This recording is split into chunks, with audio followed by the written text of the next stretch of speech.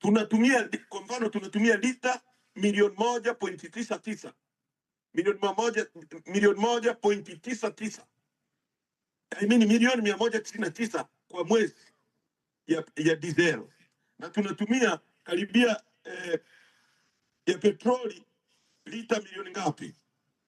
50 na kitu, I think, kama sijakosea. Yes. Kwa hiyo dizeli lita milioni 1.99 na petroli 140 milioni. Kwa hiyo mafuta haya yanapoagizwa kwa mwezi, tunakuwa na mafuta ya kutumia kwenye matenki ambayo alijenga Mwalimu Nyerere, yanaitwa tipa. Wakati wa vita ya Uganda aliona kutakuwa na shida ya namna ya kutunza nishati, akajenga mapipa kule, tipa kule Kigamboni, yanakuja yanatunzwa hapa. Kwa hiyo tunatumia kwa miezi mitatu, wakati mengine yakiwa yanakuja, na yamepanuliwa mengine tunatumia mpaka miezi 4. Lakini siku mafuta vita imeanza tarehe 27 mwezi wa pili, kufika mwezi wa 3 wakaanzisha petroli ikapanda bei, dizeli ikapanda bei. Tukawauliza, haya mafuta mnayouza ni stock iliyokuwepo, iliyonunuliwa kwa bei rahisi, ikaingizwa kwa bei rahisi, na ikalipiwa ushuru kwa bei rahisi, ikasafirishwa kwa bei rahisi. Inakuwaje mnawauzia watu kwa bei juu? Hawakujibu. Mpaka sasa mafuta ya Tanzania ni bei juu. Sasa naomba simu yangu.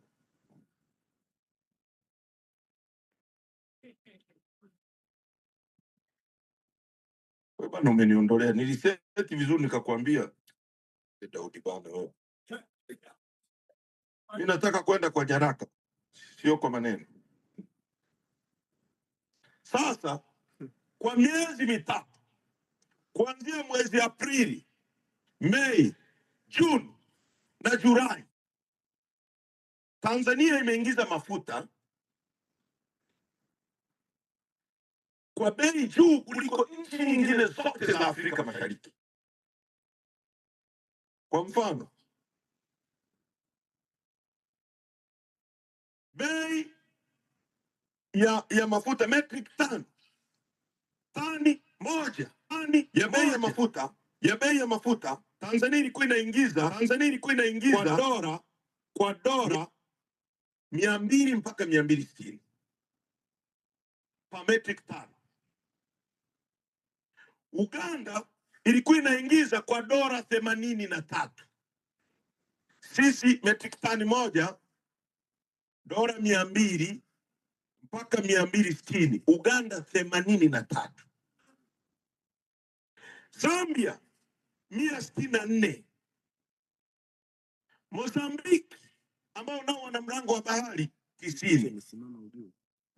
Sasa Mozambiki wao wana mlango wa bahari, Uganda wana mlango wa bahari, wanategemea mafuta yatoke Tanzania yaende kwao. Ndio maana bei ya mafuta ya dizeli Uganda ni chini ya shilingi 2000 na kitu, sisi shilingi 4000 na kitu.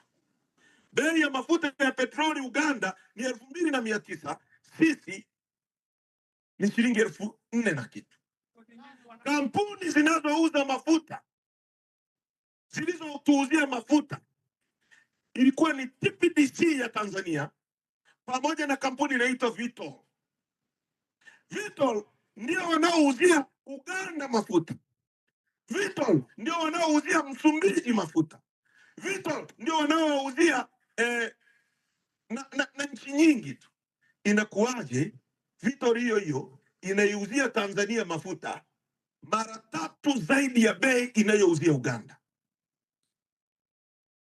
Hivi mnanielewa vizuri? Mnanielewa vizuri? Wangapi wanaelewa ninachokizungumza? Nyosha mikono tuone. Sasa mtu wa Tabora umeuziwa mafuta shilingi 554 zaidi ya kile ulichotakiwa kununua. Yaani kama ulitakiwa kununua petroli shilingi 3500, sasa unauziwa shilingi 4000 na mamia.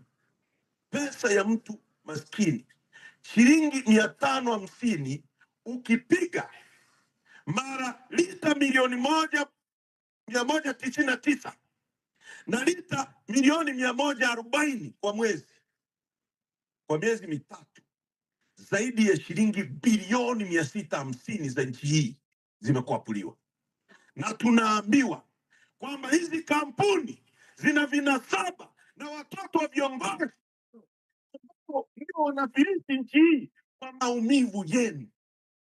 Sasa wanamtuma huyu kijana aje kuzuia tusiseme ufisadi huu. Kupitia wananchi wa Tabora, tunataka TAKUKURU hii isiyokuwa na meno, tunataka mkaguzi na mdhibiti mkuu wa hesabu za serikali afanye special audit kwenye bei ya mafuta yaliyoingizwa Tanzania mwezi Aprili, mwezi Mei, mwezi Juni na mwezi Julai. Zimeingia kwenye mfuko wa nani? Ya Mungu, wa Tanzania hawatakubali pesa zao zikwapuliwe namna hii.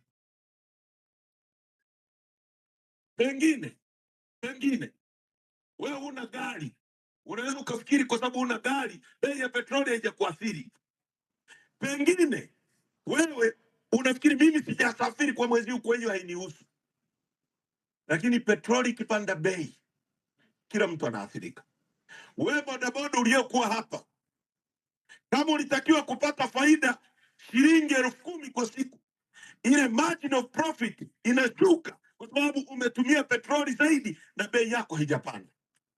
Mazao, mihogo iliyosafirishwa imesafirishwa kwa bei ya juu, kwa hiyo watu wameenda sokoni wamenunua mihogo zaidi, kwa sababu Samia na serikali yake ya kifisadi wamenunua mafuta kwa wingi, kwa fisadi, kwa bei juu, kwa kukuumiza wewe. Haya ndio mambo ambayo yanawasababisha wanataka kuzuia mikutano, tusiendelee kuexpose uchafu huu. Ndugu zangu, tunateswa na haya mambo yote ya wizi, ufisadi, unyang'anyi unaowafanya muwe maskini, na mmefika sehemu mnaona umaskini ni sehemu ya maisha yenu, na wengine mnajipa matumaini ya uongo kwamba maisha mazuri tutaenda kuishi mbinguni.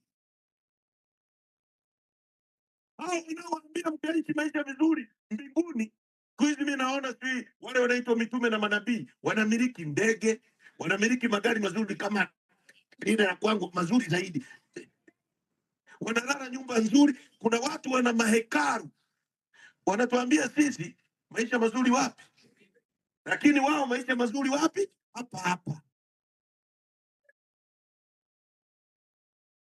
Hivi Mungu angetaka Tabora mkaishi maisha mazuri mbinguni, angewapa nchi pekee yenye Tanzanite dunia. Mungu angetaka maisha mazuri tukaishi mbinguni, angetufanya tuwe nchi ya 3 kwa kuwa dhahabu nyingi. Mungu angetaka tukaishi maisha mazuri mbinguni, angetupa nickel na cobalt zinazotengeneza betri za simu na injini za ndege. Angetupa almasi ya Mwadui. Mungu angetupa mlima mrefu kuliko yote Afrika. Angetupa ardhi nzuri inayolimwa, kila kitu kinakuwa. Mungu anataka tuishi maisha mazuri kuanzia tule bata hapa tukaimalizie mbinguni. Kwa hiyo wahudi waizi wachache, na kuna mtu ameniambia eti unatumia lugha kali, unatumia matusi.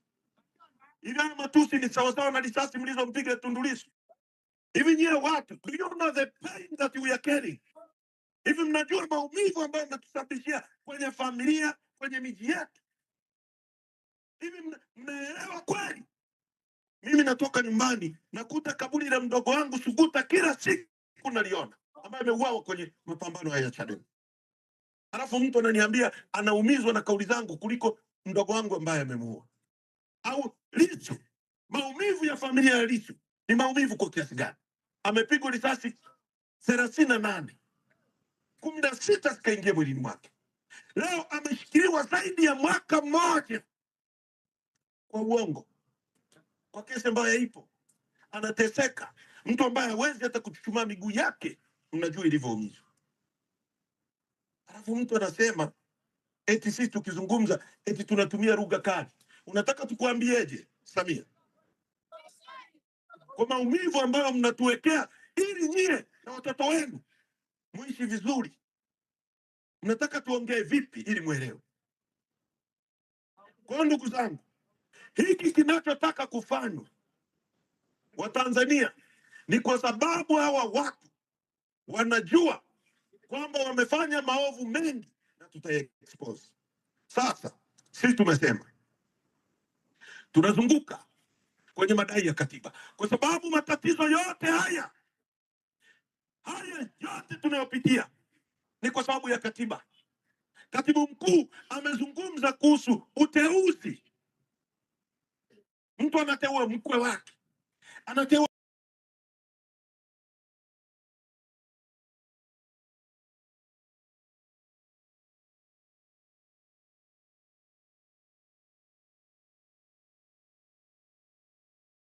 mtoto wake, anateua mshenga.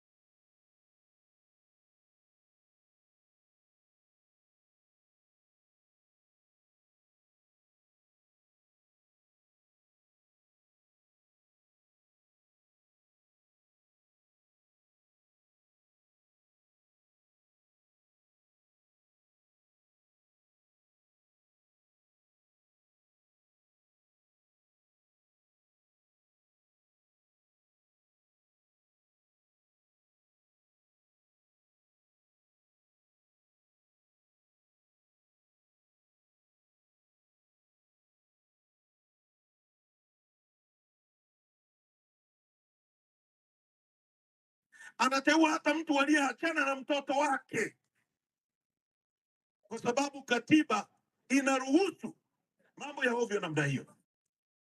Hilo baraza la mawaziri haliwezi kukusemea wewe, litakwenda kuzungumza mambo ya familia yao. Uongo kweli? Kwa sababu ya katiba mpya. Ndio maana tunataka katiba ambayo itatenganisha bunge linaloweza kuwasemea, mahakama inayoweza kuwapa haki ukionewa,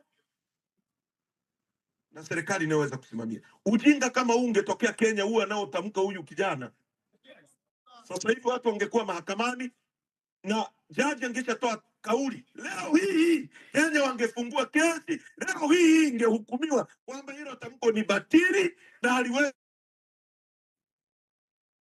Sasa jaji anateuliwa na huyo mama, anapigiwa simu, unajua mtoto wa hivi, unajua yule mtoto wa shangazi yako Mwajuma amemaliza shule, amemaliza degree ya sheria, hana kazi. Kesho unasikia Radio Tanzania, Mwajuma mtoto wa mjomba ni jaji wa mahakama ya Tabora. Sasa sisi tukipeleka kesi hapo tuna haki kweli? Tatizo na haya mambo yote, ndugu zangu, linalosababisha umaskini huu na mateso haya ni katiba tulionayo. Tumekuja kwenu, kila mtu adai katiba. Kwenye simu yako andika katiba, kwenye Facebook gani andika katiba, kwenye Instagram yako kila mtu apige kelele, kila mtu kwenye video mnavyokunywa kahawa. Achana na mambo sio ya kujadili mapenzi sijui nani. Kwanza ukiwa na hera utafanya mapenzi sehemu nzuri, kwenye hoteli safi au nyumba nzuri. Utachukua mpenzi wako, mtaenda Dubai kula bata ukiwa na fedha. Kwa hiyo tunaanza kwanza na msingi utakao kufanya uwe na fedha mfukoni. Kama unapenda Arsenal kama mimi, utakwenda uwanjani Emirates, utakaa pale unaangalia mpira. Tushughulikie tatizo la msingi. Masuala ya muziki hii, si wasanii wasioweza kuimba manyanyaso yenu, wasioweza kuimba watu wanauawa. Mlikuwa mnawaona wasanii wakina Bob Marley anaimba nyimbo Who the Kept Fit, Rattles, Freedom. Watu wakina Lucky Dube wakati wa ubaguzi wa rangi walikuwa wanaimba nyimbo za ukombozi. Wakina Ivan Chaka Chaka. Sisi tuko kwenye matatizo. Hao wanaoitwa wasanii wanaimba nyimbo za mapenzi. Unafanyaje mapenzi uko kwenye matatizo, uko vitani? Hizo nguvu unatoa wapi?